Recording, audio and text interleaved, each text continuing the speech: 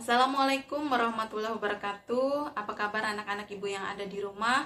Semoga kalian selalu sehat dan tetap semangat walaupun belajarnya dari rumah saja.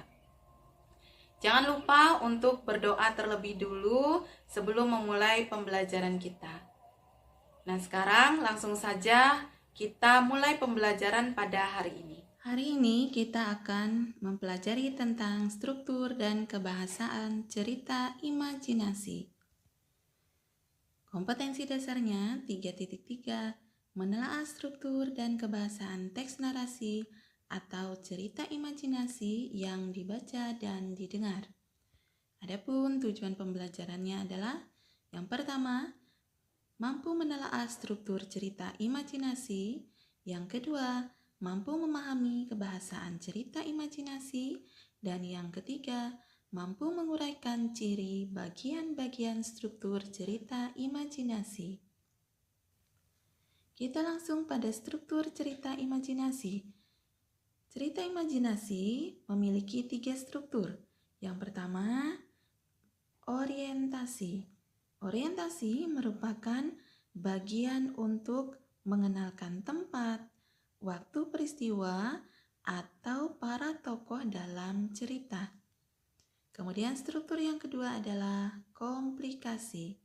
Komplikasi merupakan bagian mulai munculnya atau terjadinya permasalahan ataupun konflik dalam cerita. Dan struktur yang ketiga adalah resolusi. Resolusi merupakan bagian dari penyelesaian masalah atau akhir cerita. Nah, sekarang kebahasaan dalam cerita imajinasi. Yang pertama, menggunakan kata ganti. Sebagai contoh, aku, kamu, mereka, dan lain-lain. Kemudian, menggunakan kata mencerap panca indera.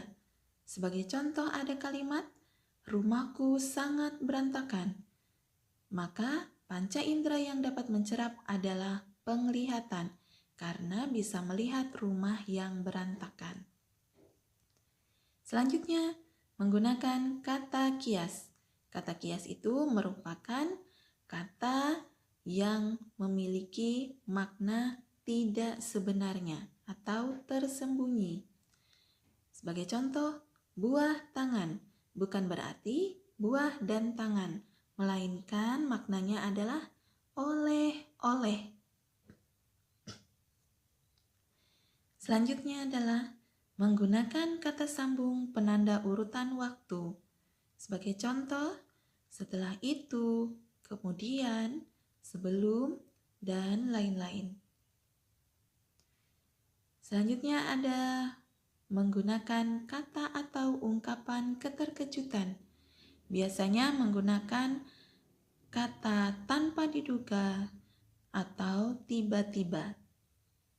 Dan yang terakhir adalah penggunaan dialog.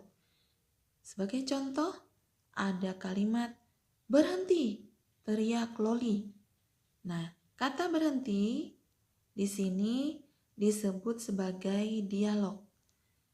Dan biasanya dialog dalam cerita itu diapit oleh tanda petik ganda atau disebut kutipan langsung.